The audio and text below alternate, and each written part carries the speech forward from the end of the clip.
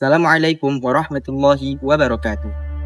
Halo Sobat Pelajar Pancasila, hari ini kami akan membahas mengenai salah satu peristiwa sejarah Indonesia yang menarik, yaitu Perang Cumbok. Peristiwa Perang Cumbok ini merupakan konflik sosial pada awal revolusi kemerdekaan Indonesia. Untuk mengetahui mengenai peristiwa Perang Cumbok lebih dalam, just watch this video. Here we go.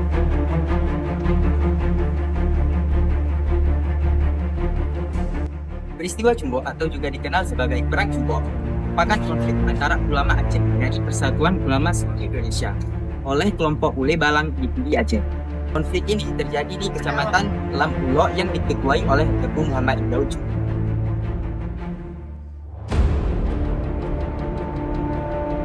Pada awal pendudukan Jepang di Aceh, perlawanan dan mereka dipimpin oleh Tengku dan Teku setelah Jepang mengecewakan harapan kemerdekaan.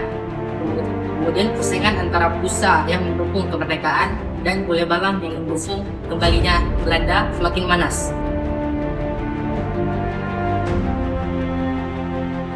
Informasi kekalahan Jepang yang datang tiba-tiba mengejutkan para pemimpin Aceh.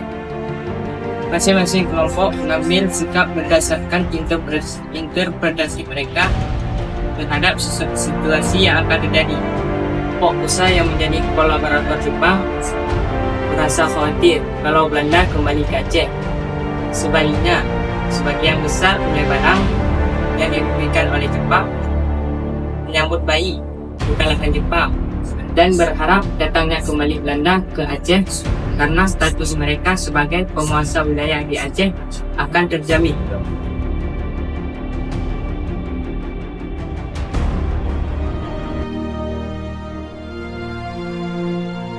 Proklamasi.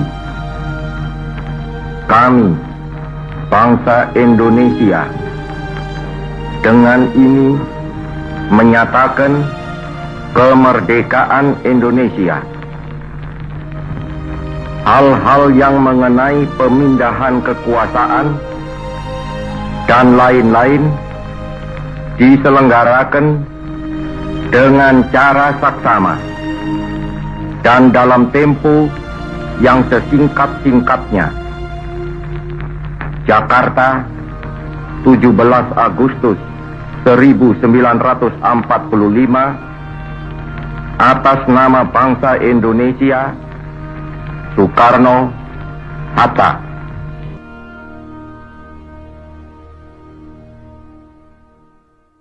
Kemerdekaan Proklamasi Indonesia baru sampai di Aceh pada 29 Agustus 1945, dibawa oleh Mr. Muhammad Hasan dan Dr. Muhammad Amin, menjadikan Aceh sebagai keresidenan dan dipimpin oleh Tekunya Arif sebagai residen. Dia mengangkat Laskar Angkatan Pemuda Indonesia API menjadi Tentara Keamanan Rakyat TKR yang memicu kekecewaan Pusa yang mencurigai Ule Balang.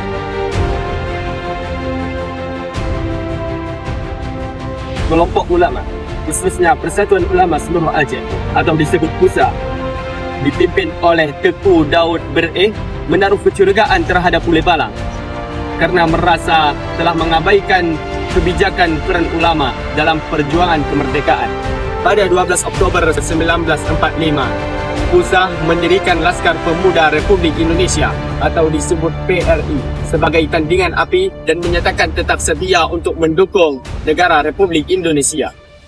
Di sisi lain, suara Ule Balang terpecah. Tekunya Arif mendukung kemerdekaan, sedangkan Teguh Daud Cumbok dan sebagian besar Ule Balang di Kabupaten Pidi bersikap kontra, berpendapat bahwa Indonesia belum siap menjalankan pemerintahan sendiri karena tidak ada jaminan pemulihan kekuasaan terhadap wilayah masing-masing seperti pada masa kolonial Belanda. Pada 12 Oktober 1945, Teguh Daud Cumbok melarang sekelompok pemuda mengibarkan bendera merah putih di Lampulo dan memerintahkan pengikutnya untuk mencabut semua poster dan pamflet dukungan terhadap kemerdekaan Indonesia. 10 hari kemudian, Ule Balang di Pidi berkumpul di Bernun dan sepakat membentuk laskar bernama Markas Ule Balang untuk menandingi kekuatan PUSA dan PRI. Menurut Anthony Wright, dengan The Vote of the People, hingga akhir Oktober 1945. Laskar yang dipimpin Teuku Daud Cumbok memiliki lebih dari 100 pucuk senjata, termasuk meriam dan mortir, dan merekrut beberapa tentara ex-Neo dan tentara Jepang untuk melatih pasukannya.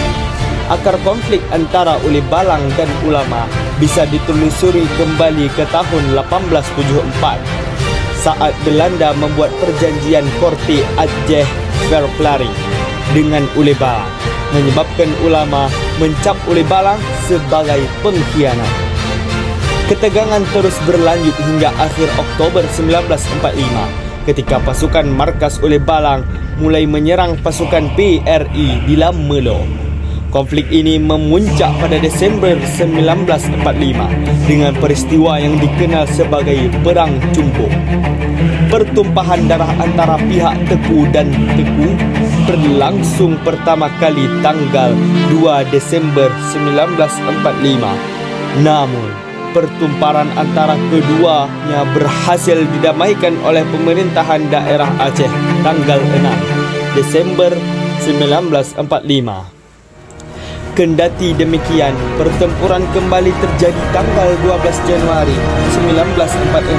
Pertempuran kedua berlangsung di kota Lambuno, kota yang menjadi benteng pertahanan terkuat kaum Teku.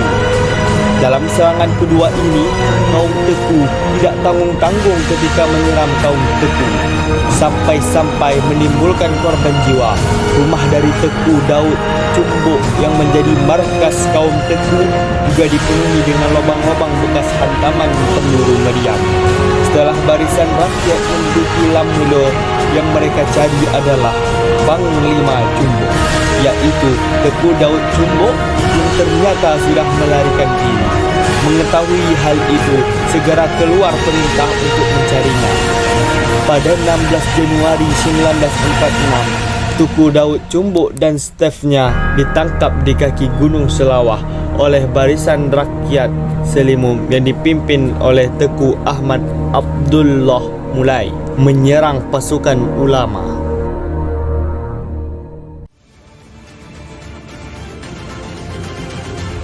Setelah berakhirnya peristiwa Cumbok, atmosfer permusuhan terhadap Uli Balang menyelimuti perpolitikan di Aceh.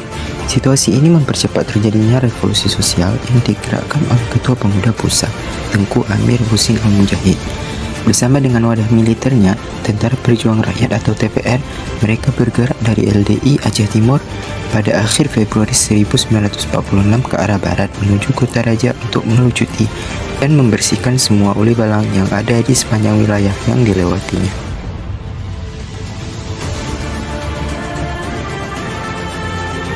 Setelah kemenangan dalam Battle Cumbok, Tengku dan Teku bersama kelompok ulama dan tokoh lokal terus memimpin perlawanan terhadap kekuasaan asing di Aceh.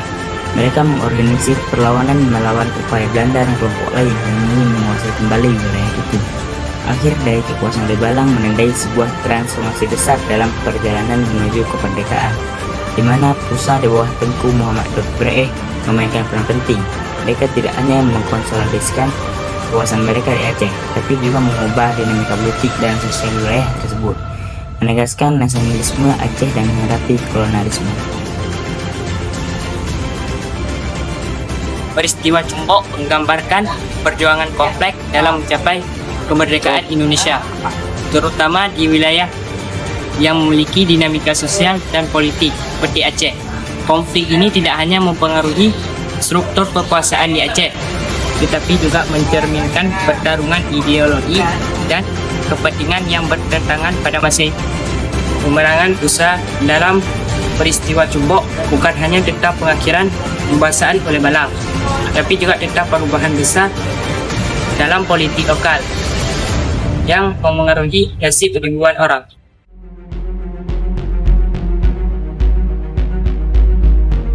Perang Cumbok menunjukkan bahwa semangat 45 tidak hanya tentang melawan penjajah, tapi juga tentang mengatasi konflik internal.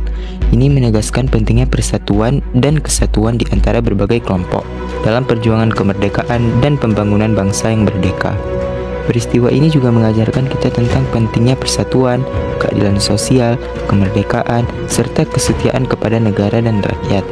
Mari kita terus mengambil inspirasi dari perjuangan masa lalu untuk membangun masa depan yang lebih baik bersama. Kami perwakilan dari kelompok 1 kelas 22.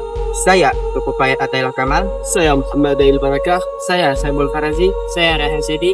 Saya Sultan Izatwan. Sekian ulasan mengenai peristiwa Perang Cumbok. Terima kasih telah menyaksikan video kami. Salam Pancasila dan sampai jumpa.